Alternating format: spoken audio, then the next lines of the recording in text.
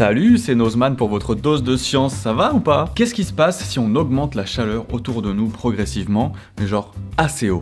Hein, ça va pas être terrible. Et est-ce que vous êtes déjà demandé quel était l'endroit le plus chaud sur Terre? Moi ouais, en décembre dernier d'ailleurs, tout simplement parce que j'y étais, voilà. Le spot en question c'est Furnace Creek dans la vallée de la mort. Là-bas, l'air ambiant, il a atteint un jour les 56,7 degrés Celsius. C'est énorme. Bon, je dois l'avouer, ce record date de 1913, moi quand j'y étais, fallait plutôt mettre un petit pull et tout parce que voilà, c'était l'hiver. Et heureusement quand on sait que le climat là-bas peut clairement vous tuer. Avant tout, il faut que je vous parle de quelque chose, vous l'avez déjà vu, je travaille souvent avec Dyson, c'est un de mes partenaires à l'année, et c'est très cool d'ailleurs de travailler avec eux. Ce qu'ils veulent Dyson, c'est donc dépolluer nos intérieurs, que ce soit de la poussière ou de tous les allergènes. Et ça avec des produits qui sont quand même assez fous technologiquement parlant. J'en ai un justement ici. Ils viennent justement de sortir une étude sur le sujet de la poussière. Et la poussière, bon, c'est pas terrible comme truc. L'étude Dyson Global Dust Study le montre. Elle peut contenir des allergènes, des acariens, des bactéries et même des virus. Mais il y a une donnée assez intéressante dans cette étude, menée sur 12 309 personnes et dans 11 pays, c'est que 94% d'entre eux nettoient autant, voire plus qu'avant. 70% affirment avoir une routine de nettoyage, ce qui est quand même pas mal. Bref, c'est important de se rendre compte que pendant cette période où on reste un petit peu plus dans nos intérieurs, surtout avec le combo hiver plus pandémie, bah c'est important de s'occuper de l'endroit où l'on vit. L'important en fait c'est pas d'attendre que la poussière soit ultra visible, lorsqu'elle est visible, il y a déjà probablement des acariens dedans. Et l'idée c'est de l'aspirer donc avant qu'il n'y en ait trop.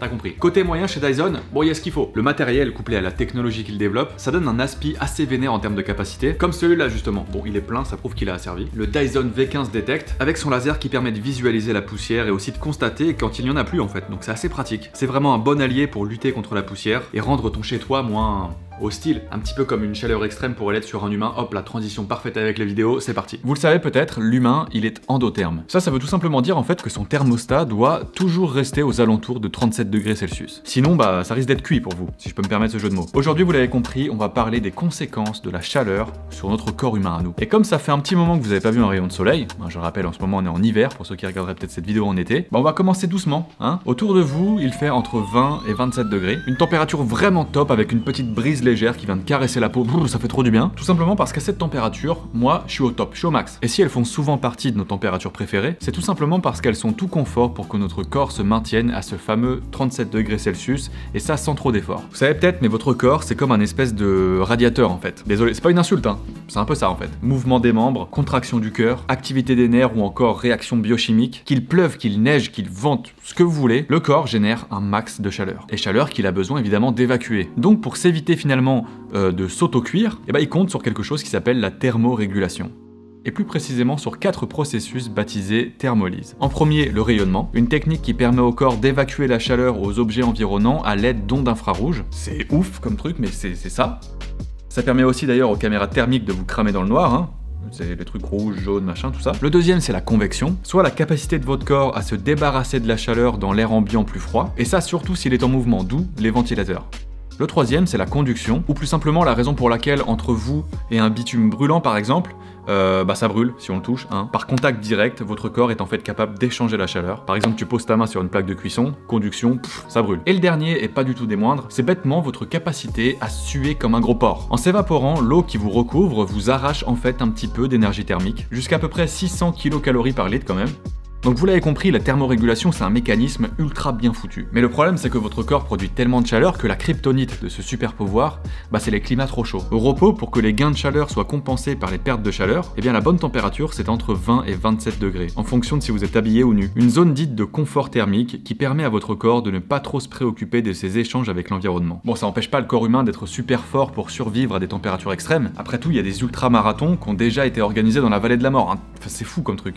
Impossible, vraiment des malades. Du coup, de notre côté, on va simplement un petit peu augmenter la difficulté, rien de bien méchant. On va monter le thermomètre de 31 à 33 degrés Celsius. Vous voyez, on y va cool. On devient un genre de mollusque un peu nul et ça s'explique parce que notre température centrale est en train de monter. Vous savez, donc celle qui doit à tout prix rester à 37 degrés. Du coup, de ces températures, 31-33, on estime qu'il y a plus de gains de chaleur pour l'organisme que de pertes. Ça déclenche, un état d'alerte qui pousse votre centre de thermorégulation, aka l'hypothalamus, à passer à l'action, tout simplement. Et donc, pour faire redescendre la température, l'hypothalamus va en en effet faire appel à sa carte maîtresse, à savoir le combo vasodilatation-sudation. Le plan, c'est donc de dilater vos vaisseaux sanguins sous-cutanés et d'augmenter votre rythme cardiaque. Des paramètres qui permettent d'augmenter l'apport de sang chaud vers votre peau. Tout ça afin de faciliter les échanges de chaleur avec l'environnement. C'est alors à la radiation, la convection ou encore la conduction de jouer. En parallèle, votre sudation, elle aussi s'active. Mais le problème, c'est que la chaleur extérieure peut parfois finir par dépasser la chaleur cutanée. Et dans ces conditions, l'arsenal de l'hypothalamus, il va se retrouver un peu limité, tu vois. Radiation, convection, conduction. Vu qu'aux alentours, tout est plus chaud, l'utilisation de ces stratagèmes, c'est potentiellement un gain de chaleur en plus pour l'organisme. Pas de panique cependant.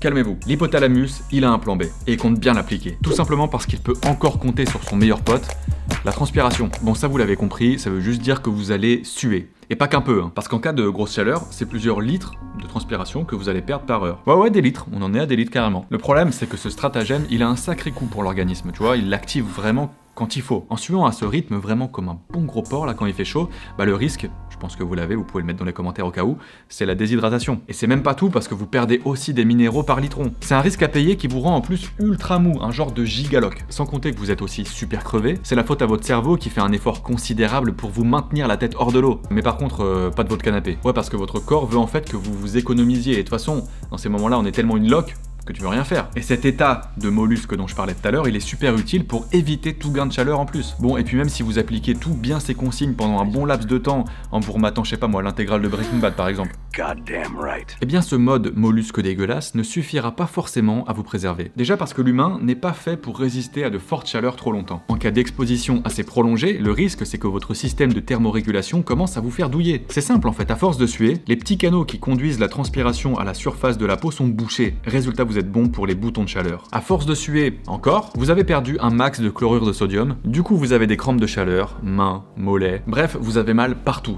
C'est ouf la chaleur quand même. Et bientôt c'est au tour de vos jambes d'être lourdes, la faute au sang qui s'y accumule. Une conséquence directe de la vasodilatation qui a entraîné un dysfonctionnement de votre retour veineux. Ça sans oublier en plus que vraiment vous pouvez tirer le gros lot via l'évanouissement.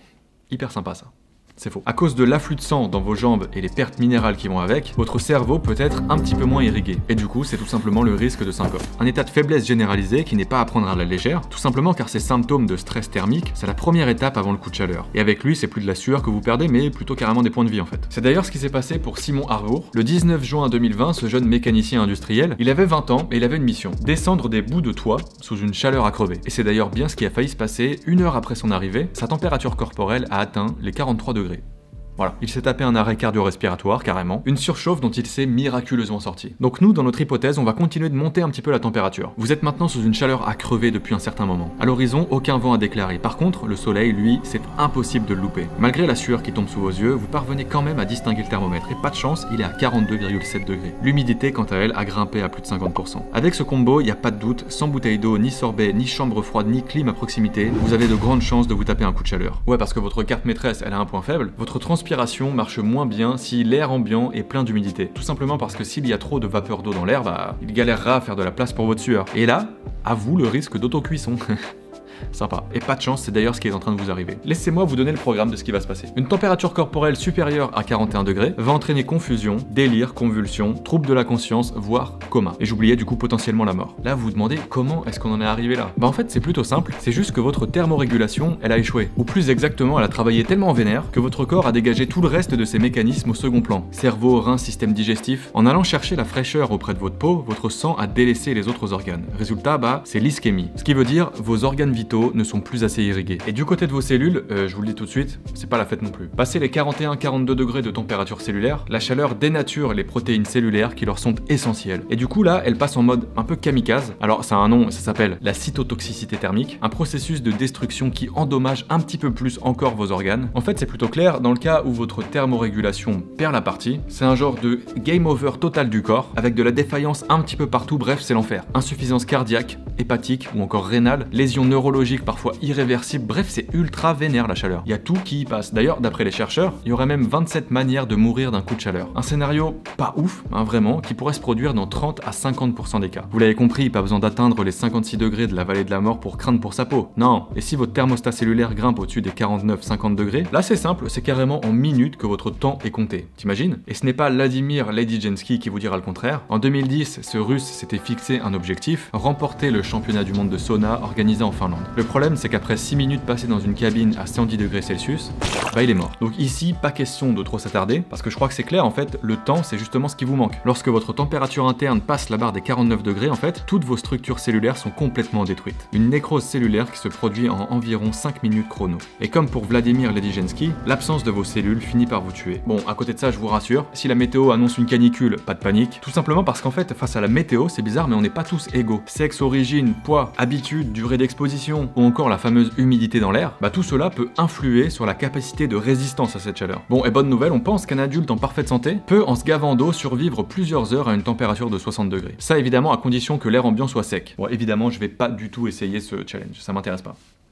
C'est sur moi. Voilà, j'espère que vous avez apprécié cette vidéo, j'espère que je vous ai pas trop fait flipper vis-à-vis de la chaleur, mais c'est quand même incroyable comme truc. Tous les processus internes du corps de destruction, de défaillance et tout, c'est dingue. Donc voilà, j'espère que ça vous aura intéressé. N'hésitez pas à mettre le petit pouce en l'air, un commentaire pour réagir, pour supporter tout ce que vous voulez. Vous pouvez vous abonner en cliquant juste en dessous, et quant à moi, je vous dis à très bientôt à la prochaine, car la science n'attend pas. Salut!